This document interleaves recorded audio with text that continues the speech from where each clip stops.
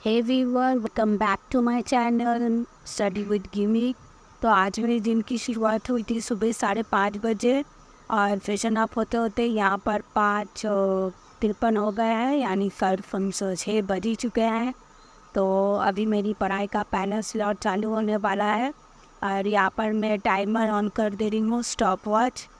ये मेरा stop watch अभी स्टार्ट हो चुका है और उसके बाद फिर अभी मैं लग जाऊँगी अपना फाइनल स्टॉप में। कल मैंने क्लास 9 की बिहार एनसीईआरटी की नोट्स पढ़ा था, भौगोलिक खोज। आज मैं पढ़ी उसका second chapter, American freedom struggle movement. ये चैप्टर थोड़ा बड़ा है और इसको ख़त्म करने में मुझे कम से कम आज पूरा 1.5 से 2 घंटा तो टाइम लगेगा ही। तो देखते हैं कितनी देर में ये ख़त्म होता है।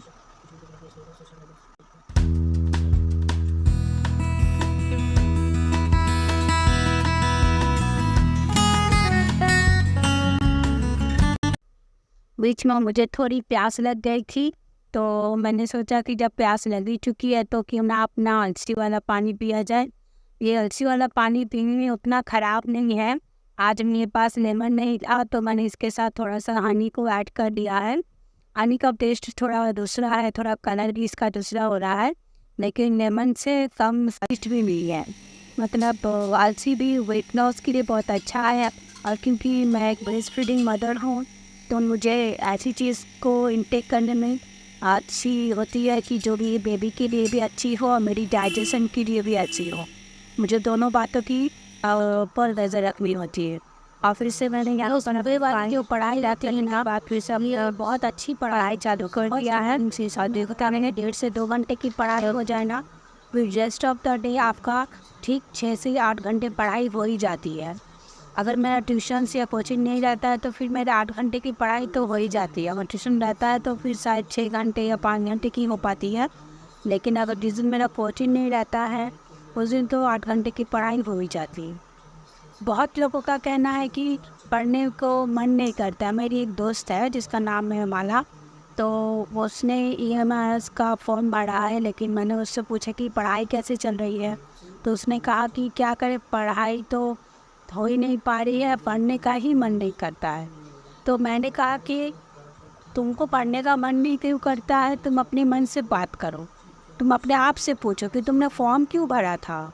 नौकरी लेने के लिए, एक अपनी पहचान बनाने के लिए, समाज में एक अपना अस्तित्व बनाने के लिए। जब तुमने फॉर्म भरा था तो उसमें तुमको पैसे भी लगे थे, सब कुछ लगा था। तो अब तुम जब नहीं पढ़ोगी तो फिर तुम्हारा एग्ज़ाम कैसे क्लियर होगा। बीएड तुमने कर लिया है, एमए कर लिया है, अब अगर तुम अपनी पहचान बनाना चाहती हो तो उसके लिए संघर्ष तो करना ही पड़ेगा, थोड़ी सी और मेहनत तो लगेगी ही। इसीलिए अपने मन को बोलो, अपना स्ट्रॉन्ग पॉइंट मन को बताओ कि तुम्हें क्यों पढ़ना है, तुम्हारा मेन मोटिव क्या है।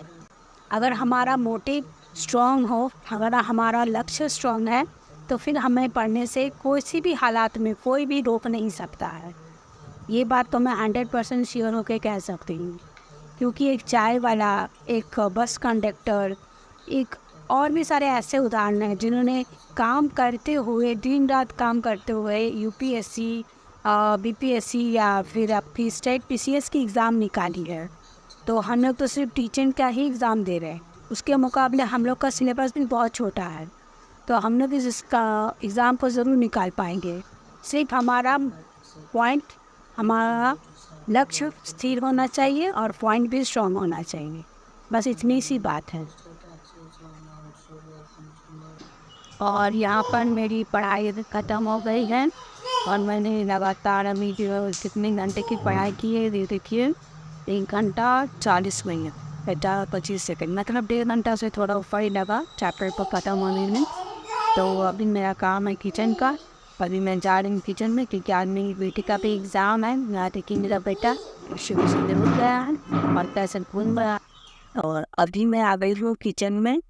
किचन में आज तो सिंपल खाना बन रहा है, आलू की सब्जी और रोटी, बस।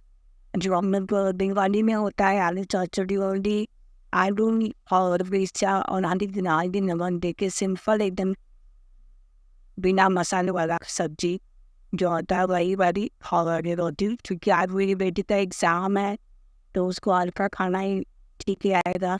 यहाँ पर रोटी बनाने के बाद भी किचन की थोड़ी बहुत सफाई कर रही थी। मैं किचन की सफाई थोड़ी थोड़ी करके ऐसे ही करती हूँ। एक दिन में एक स्लॉट करती हूँ। कभी ऊपर का एक बार किया, फिर नीचे का किसी दिन किया, फिर साइड का किसी दिन किया। मैं एक ही बार वो पूरा नहीं करती हूँ, क्योंकि एक ही बार में पूरा करने से पूरा दिन लग जाता है और फिर पढ़ाई भी नहीं हो पाती। तो अभी मैंने ऊपर का सेल्फ साफ़ कर लिया, अभी नीचे का सेल्फ साफ़ कर रही हूँ और सारे डिब्बों को अच्छे से पोंछ के फ्रीज को क्लीन करके पेपर पर, और जितने भी डिब्बे गंदे थे मैंने उन सबको एक बार करके धो दिया है। मतलब जितने भी डिब्बे खाली हुए थे उन सबको एक बार फिर से धोइए। धो कर भी मैं धूप में दे दूँगी इन लोगों को सुखाने, क्योंकि जैसे जैसे डिब्बे गंदे होते जाते हैं मैं ऐसे ऐसे धीरे धीरे क्लीन करते रहती हूँ, क्योंकि एक साथ धोने से टाइम भी बहुत लगता है और फिर मेरा पढ़ाई भी हैम्पर हो। इसीलिए जैसे जैसे बर्तन जब कम रहते हैं या खाना जब ऐसे नॉर्मल खाना बनता है, उसी दिन भी मैं ये सारे काम कर देती हूँ। कभी किचन की सफाई कर ली, सभी डिब्बे धो लिए, या कभी कुछ और चीज़ क्लीन कर लिया। ऐसे करके मैं कामों को मैनेज करती हूँ, ताकि मेरा उसी टाइम के अंदर पूरा काम बन जाए और मेरा एक्स्ट्रा टाइम पढ़ाई में लगे और अदर चीज़ों में थोड़ी सी कम खपत हो। तो अभी मैं यहाँ पर सारे काम करने के बाद फिर अपनी बेटी का भी बाल बनाने आ गई थी, क्योंकि उसको अभी खाना मिल गया था, उसको स्कूल जाने का टाइम हो रहा था। आज उसका SST का एग्ज़ाम है, तो SST में उसका हिस्ट्री, ज्योग्राफी और पॉलिटी सब्जेक्ट है जो मेरा सब्जेक्ट है, और मैं आशा करती हूँ कि उसका एग्ज़ाम अच्छा होगा। मैंने सारे जाके उसके रिविज़न करवा दिया है अच्छे से, और अभी मैं उसके बाल बांधने के बाद उसको फिर से एक बार रिविज़न करवा लूँगी, एक बार पूछ लूँगी कि क्या क्या हुआ है। ऐसे तो उसको टोटल 9 चैप्टर्स हैं, तीनों सब्जेक्ट से, हिस्ट्री पॉलिटी ज्योग्राफी से 3-3 चैप्टर कर हुए 9 चैप्टर्स। उसका आज एग्ज़ाम होना चाहिए, मिड टर्म वाला एग्ज़ाम हो रहा है अभी, तो अभी 80 मार्क्स का एग्ज़ाम है आज।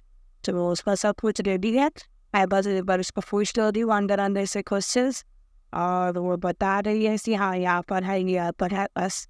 अब वो चल जाएगी स्कूल, उसके बाद फिर मैं अपना थोड़ा एक्सरसाइज करूँगी, और एक्सरसाइज करने के बाद फिर मैं अपने पढ़ने करती हूँ।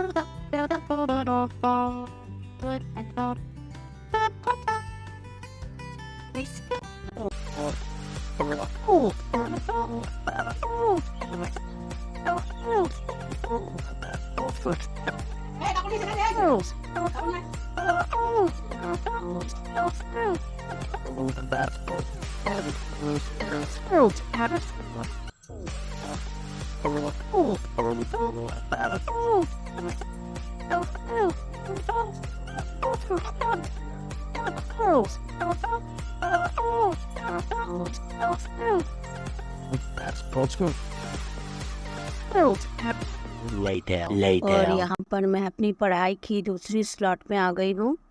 दूसरी स्लॉट में अभी NCERT की चैप्टर 2 रशिया रेवोल्यूशन पढ़ रही हूँ। रशियन रेवोल्यूशन बहुत बड़ा चैप्टर है, क्लास 9 के बच्चों को ये चैप्टर बहुत बोरिंग लगता है, क्योंकि अब इस चैप्टर में पहले आपका फ्रेंच रेवोल्यूशन का इम्पैक्ट आता है, उसके बाद आता है कि कैपिटलिस्ट इंडस्ट्रियलिस्ट रेवोल्यूशन आता है, फिर सोशल चेंजेस होते हैं।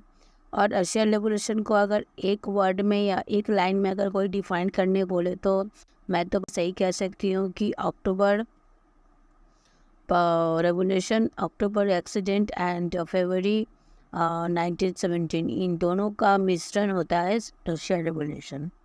और इसके बाद इसमें अप्रैल की थीसिस भी है, बहुत सारी चीज़ें हैं कि जैसे रशिया के समाज में कैसे कैसे धीरे धीरे सोशलिस्ट से कैपिटलिस्ट आई, फिर कैपिटलिस्ट से कम्युनिस्ट पार्टी बनी, एक समाजवादी पार्टी बनी।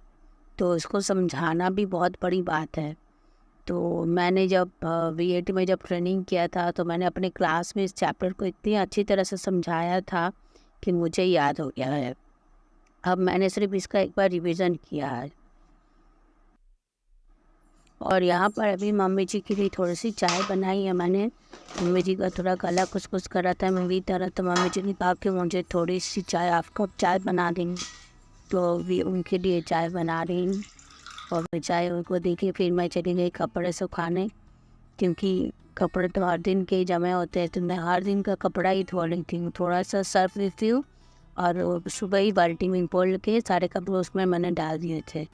और जैसे जैसे कपड़े फिर नहाने के बाद होते जाते हैं, वैसे वैसे कपड़े मैं उसमें डालती जाती हूँ, ताकि मैं जब खींचूँ तो वो एक साथ ही सारे कपड़े खींच जाए। और जल्दी जल्दी आज धूप भी बहुत अच्छा है, तो मैंने आज वॉशिंग मशीन में इसको नहीं दिया है, कपड़े को हाथों से ही खींचा है। जब बारिश होती है या ठंड का मौसम रहता है तभी मैं वॉशिंग मशीन यूज़ करती हूँ, और अदर टाइम मैं हाथ से ही धोना प्रेफर करती हूँ, उससे हाथ भी मेरा चालू रहता है। एक समय ऐसा था, कभी कभी ऐसा होता था जब वॉशिंग मशीन नहीं था, तब की एक एक्सीडेंट है। मतलब जब मैं कहीं और रेंट पे रहती थी, तो जिस दिन मैं कपड़े नहीं धोती थी उस दिन मेरे हाथों में बहुत दर्द होती थी। तो ऐसा लगता था कि मुझे आज मैंने कोई काम नहीं किया है, तो इसलिए मेरा बॉडी का एक पार्ट उसको लगता है कि हाँ आज बहुत दर्द होने वाला है। तो ऐसा ही है, ऐसे ही जिस दिन मैं पढ़ाई ठीक से नहीं कर पाती हूँ उस दिन मैं बहुत चिड़चिड़ी हो जाती हूँ। घर में कोई भी कुछ भी बोले तो मैं उसका जवाब नहीं देती हूँ, बस अपने आप पे ही थोड़ी सी गिल्ट रहती कि आज मेरी पढ़ाई ठीक से नहीं हो पाई।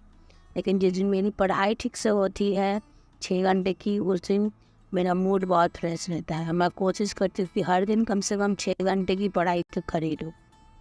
और यहाँ पर अभी मेरी बेटी के लिए मैं क्वेश्चन बना रही हूँ, उसका मैथ का एग्ज़ाम है उसके बाद, तो अभी मैं क्वेश्चन बना के रख दे रही हूँ, क्योंकि मैं तो कोचिंग चली जाऊँगी और जब आएगी घर में तो मैं नहीं रहूँगी, तो वो ये सारे क्वेश्चन को प्रैक्टिस करेगी, फिर मैं शाम को आकर उसके सारे क्वेश्चन को देखूँगी। तो आज का वीडियो मेरा यहीं तक है। आपको कैसा लगा मेरा वीडियो प्लीज़ मुझे कमेंट सेक्शन में ज़रूर बताइएगा, और मेरे चैनल पर अगर नए हैं तो मेरे चैनल को लाइक शेयर और सब्सक्राइब कर दीजिएगा।